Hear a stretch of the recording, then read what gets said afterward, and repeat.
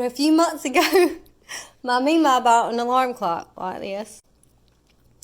And she called me wigging out. She was about to take it back. She had done called the dollar store. She had done went and bought new batteries 2 times to put in her clock.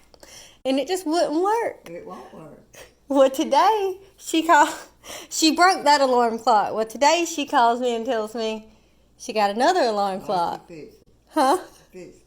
And she said the same thing. She done put new batteries in it. Well, I did.